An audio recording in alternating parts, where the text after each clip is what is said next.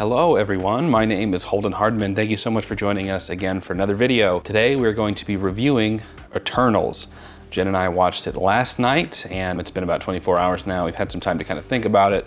We've talked about it a little bit and wanted to give some of our thoughts because there's a lot of controversy and a lot of differing opinions about this movie. So we're gonna give our honest, raw, unadulterated opinions. Neither Jen or I are really influenced by outside opinions because we stay outside of kind of the political echo chambers and try to just have fun with these movies. So that being said, Jen, do you want to start us off? Let us know what you thought. So I'm kind of glad that I had some time to mull over the movie. I will say that I thought it was a pretty good movie. I can understand why critics didn't necessarily like it, but forgive me, Rotten Tomatoes, is that 100% critic base or is that also fans of the movie vote? So it's actually both. So the actual Rotten Tomatoes score that you see is like critics.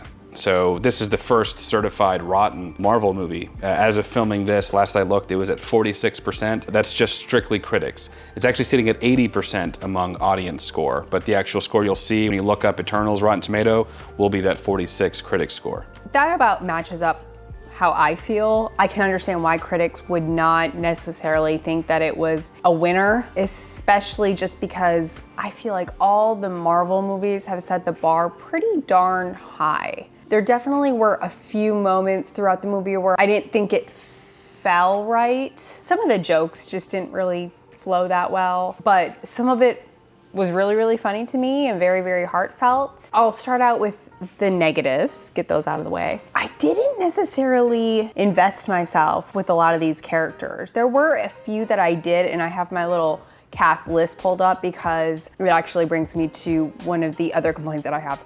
Too many characters for me. When we went back to Endgame, it reminded me of the fear that I had of having too many characters in the movie running around, just not being able to fully connect with them because there were so many darn people. Endgame pulled that off. Well, we had already known those characters too in Endgame. You know, they weren't introducing a ton. Yes, but still, I mean, just having an overabundance of personalities, just in general, whether I know them or not. Because even towards the end of the movie, I felt that way. And to a certain extent at that point, we did kind of go through their life stories or where they've come from, their experiences. So we did know them a little bit at the end, but I still felt like to that very last moment, I was like, I couldn't connect with a lot of them. And I know it's because there was just too many characters. There wasn't enough time. That fear really was, this is why I have that fear, because it didn't work out in this film. However, the characters that I thought were pretty great that I were able to connect to, that stood out for me was Gilgamesh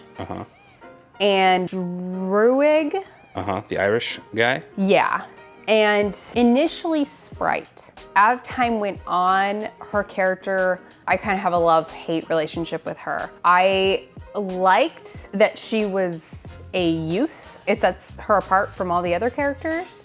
But towards the end, I know that they went with, oh, you want to be an adult. I felt like throughout the movie, it was just she was throwing a fit about that, or she was still PO'd about that. So I hate that that kind of just carried through the entire movie. She was just in a bad mood the entire movie. I get it, but I don't know. I wanted to like her character more. I also liked Ajak, which is Selma Hayek. She did a really great job. I liked her a lot. Didn't connect really with Cersei and Icarus. I know that like their love story was meant to be a pivotal point or storyline within the movie, but I didn't really care.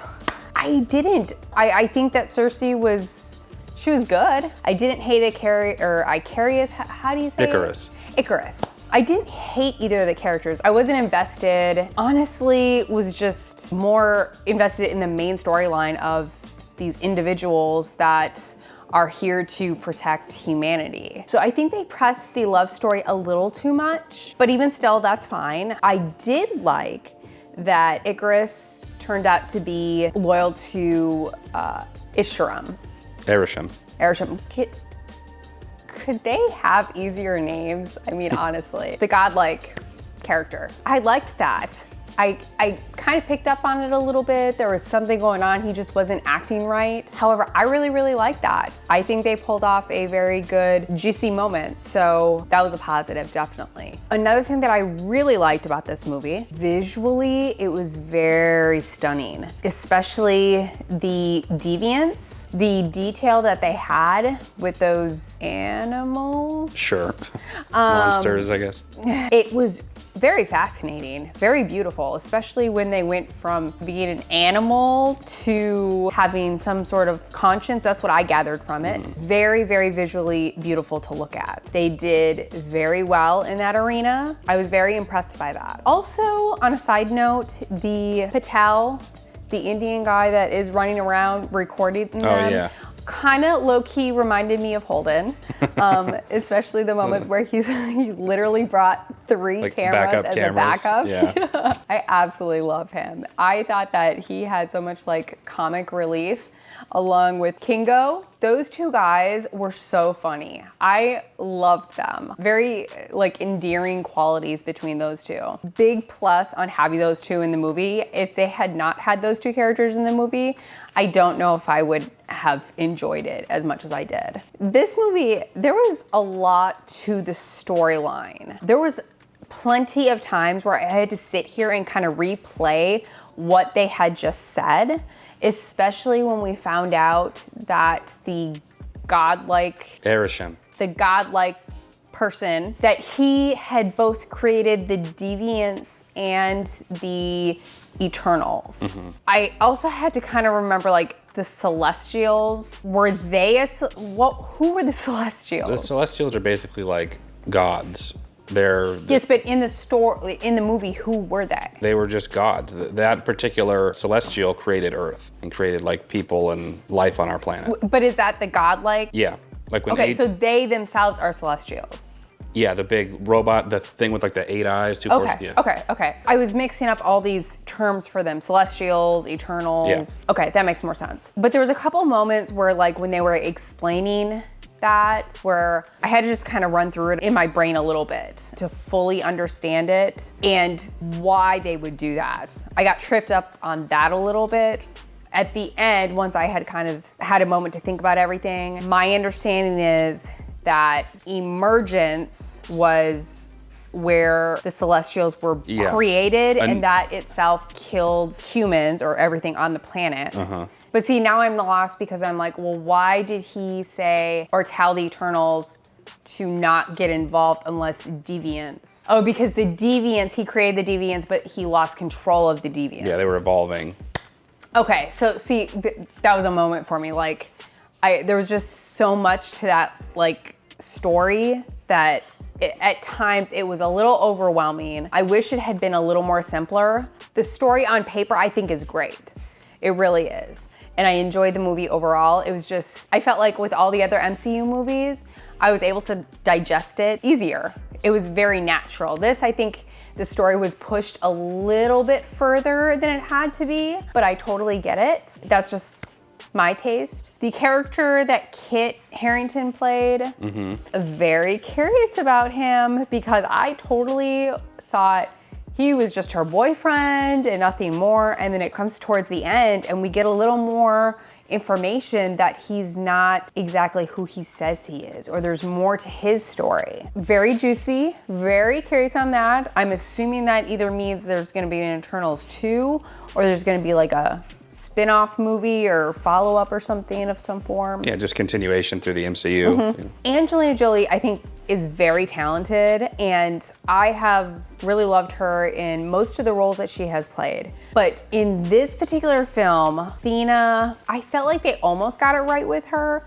but it just felt like someone that was having a breakdown every couple of minutes and had to be watched because they were afraid that she was going to obviously kill them all. I didn't feel like her character was allowed to really develop just because they were all terrified of her. So that was kind of a downer because I feel like Angelina Jolie can play those powerful roles, and to an extent she did. I understand that Athena would have required that type of actress, but the actual character development I felt like didn't really go anywhere. But it had major potential. So that was a little upsetting to me, but I think a lot of these actors and actresses were really, really good in their role, especially the minor ones. Not necessarily the main characters as far as like Cersei and Icarus, but you had Sprite, you had Kingo, Drueg. I think that they honestly, for me, made the movie. Also, the post-credit scene,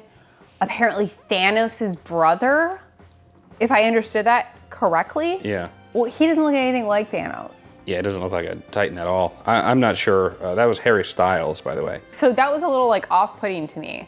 Like, Yeah. why doesn't he look like Thanos? Well, I don't know. I'm not really focused on that. I'm wondering more of why he said, how he's in Eternal, what he's doing there, how Thanos even has a brother. Well, that's Yeah. why I don't believe it. You're not Thanos' brother. Oh, okay. I don't believe that. Oh, okay. What's the DNA test say, honestly? He does not look like Thanos. I'm very curious to see where that storyline carries. So there was a lot of moments that this movie had that were really, really great. And then there's some moments that I wish that they had done differently and a little more character development for certain characters. But I think all in all, it was a decent movie. I hate that the critics are being so harsh on this movie. One thing that, Holden mentioned that a big reason they're not liking it is just because they feel like it's forced diversity. Yeah, well, I haven't even gotten into it yet, but If that's the case, I think that's a very stupid reason, honestly. I appreciate that they are trying to have some inclusion and have some diversity. I guess I can't understand the concept of like forced diversity. I thought it was great. I think if that's the reason that they are going with, I didn't read any of the critics' reviews, but I hate that they're kind of giving it such a low rating because I thought it was a decent movie. It had a decent storyline. There were funny moments. So I did end up liking it. And I think that I would watch it again. So some of my thoughts. The first thing, I know that there's no way we can talk about this movie without talking about some of what Jen mentioned. This reminds me of when Captain Marvel came out. These two political ideologies clashing. Hollywood obviously has a lot of liberal people, therefore they do the inclusion stuff they want to have, and this movie has it. I mean, we got Irish people, we got black people, we got gay black people, we got black deaf people, we got Chinese people, we got white people, we got Indian people. There's a lot of diversity here. That being said, I don't really care. It doesn't affect the story for me at all. And if it makes sense for the story aspect of it, to me, it makes sense that Eternals would be multiracial, depending on where they're going on the planet. That makes sense in my opinion. But I know that there are political people that just hate that happens at all, or thinks that it's part of a sort of propaganda campaign from liberals to make that type of thing seem normal. Either way. I said once on the channel, I forget what video, that I don't like the politics in movies, and I think I didn't say that well because people thought that I meant I didn't want that type of thing involved. What I meant was I don't like that we can't just watch the movie for what it is and just judge it just based on that. This channel isn't Geeks and Gamers. I'm not gonna make 87 videos about how Captain Marvel is left-wing propaganda, okay? Something doesn't always have to mean something. Yeah, and there are messages in movies that I don't particularly agree with, and I think it's fair to give criticism about it. But to the extent that some people take these things is too much for me. So all that being said, there are things I don't like about this movie. There are things that I don't think worked in this movie. And I think I should judge it based upon those factors and not this other, who's politically left or who's politically right. I want to talk about Eternals. So let's talk about those things. So for me, this movie is 2 hours, clocking in just under 2 hours and 40 minutes. Like Jen said, I think there were too many characters and too much trying to develop those characters to the point that we cared about them, especially when they killed off a couple early on, because we don't have that connection. Another issue is the deviance. There's a problem in movies where you have these faceless, nameless beings that are just sort of fodder for the heroes to beat up and punch. Because we have no connection to the deviants. We don't care, they're just monsters, right? So it makes no difference. I thought that their solution to that was going to be that one deviant that was like evolving and taking their powers, because I thought that was really interesting. And then he became intelligent. I was like, oh, I like this. I want to see where this goes. The first act was too stretched out. I thought was too much. I would have much preferred if they could have had all the Eternals or whatever, but if they would have just focused on maybe a key 2 or 3, if they would have just focused on Cersei and Icarus and another one, and those been the 3. Have the others, that's fine because there are the other Eternals, but when you're trying to spread it so thin over all of them and we want to give them all their moment, that's great, but in one single movie, it like Jen said, makes it more difficult for us to care so much about them. Kit Harington's supposed to be this just dude that's dating Cersei in Eternal. And I really liked the direction they were going with that. I liked the idea of an Eternal, this immortal, godlike being that has lived for 7,000 years, being in like the 21st century, just wanting to like be with a human that loves her and kind of putting that stuff aside because they've killed all the deviants as far as they know at this point. So I don't like that they kind of had to make Kit Harington's character somebody that is significant later on. I would have liked to have just seen an Eternal just dating a dude, you know, but I know that everything has to be connected, everyone has to have a role. That's not to say I don't want to see what happens with Kit Harington or that I should have omitted that character.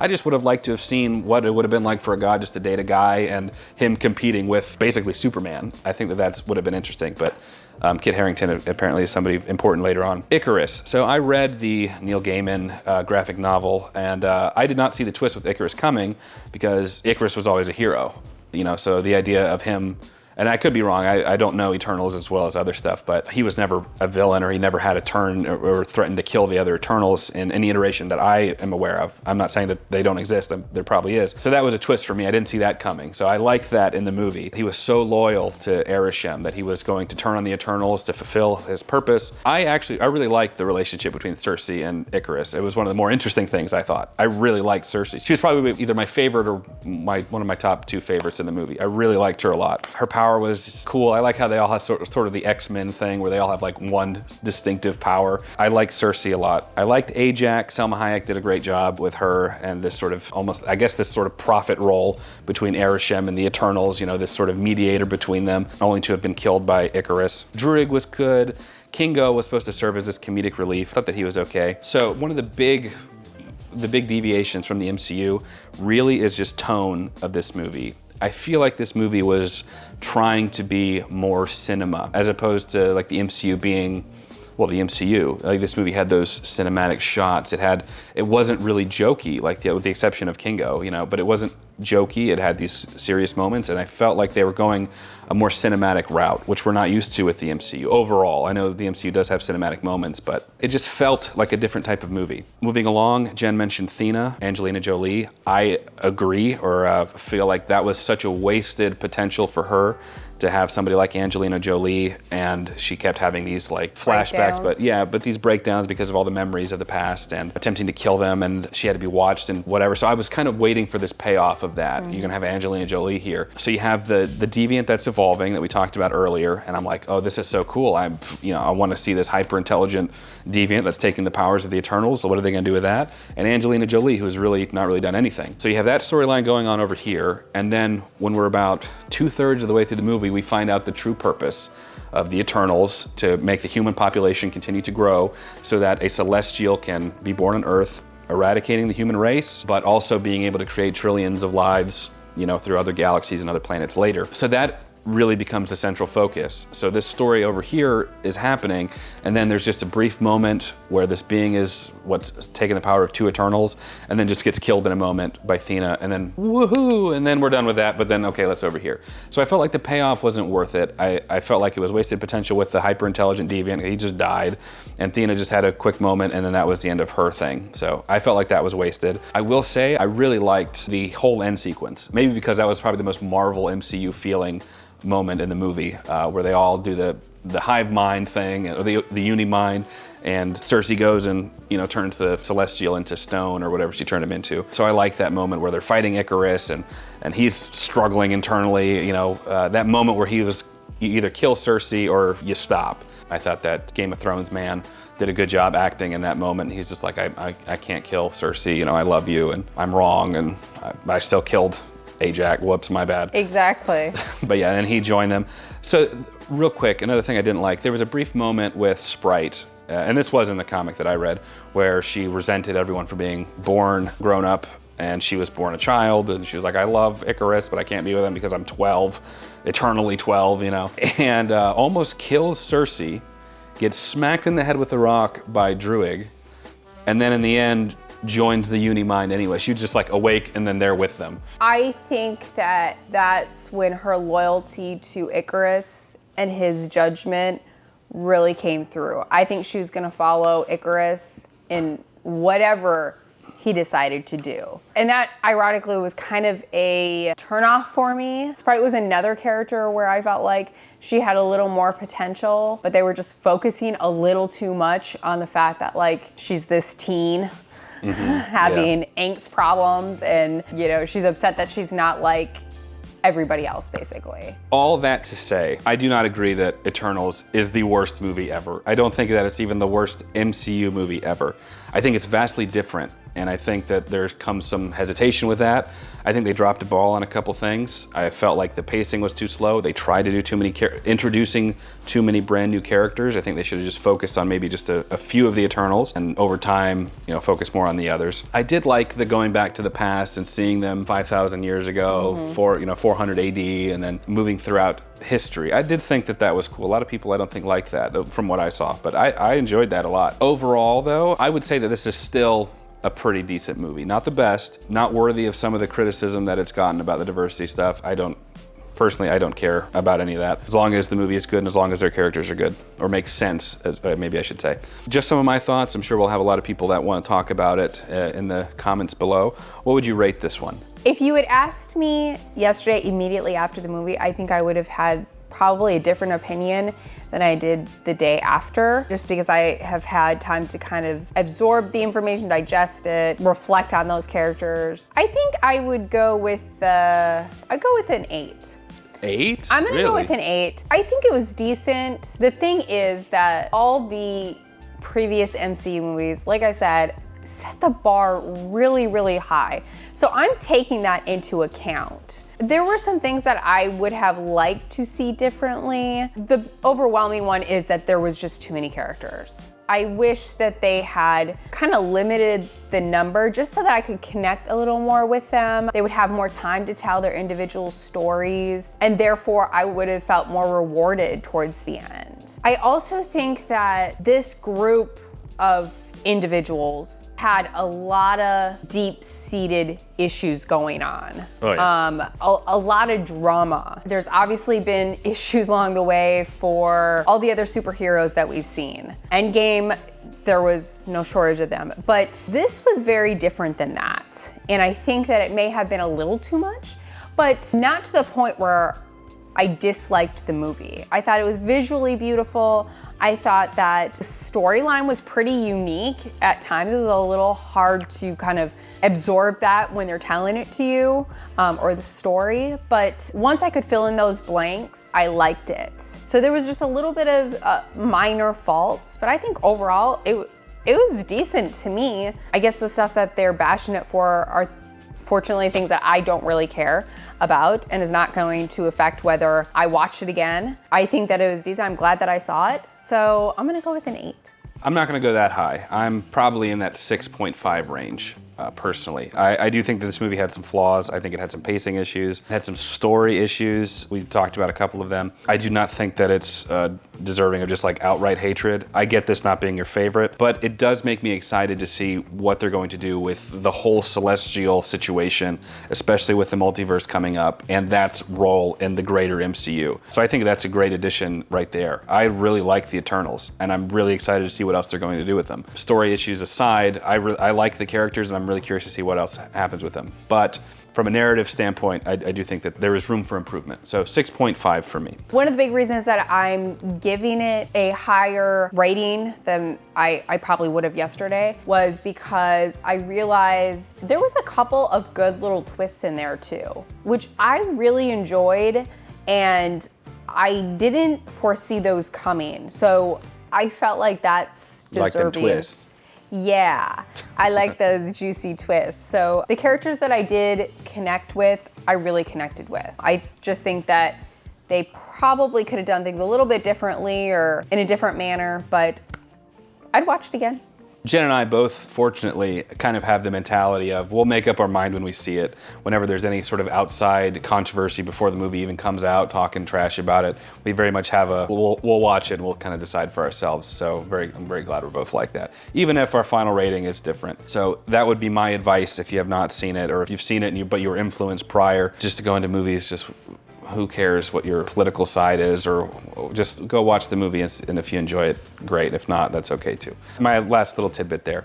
If you enjoyed this video, please do leave it a like, even if you disagreed, and if you did disagree, comment down below letting us know your thoughts. Was there something that we missed?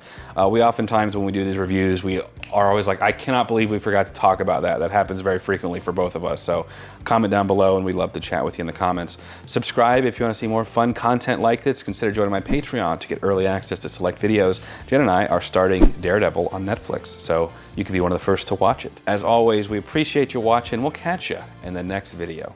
Take care.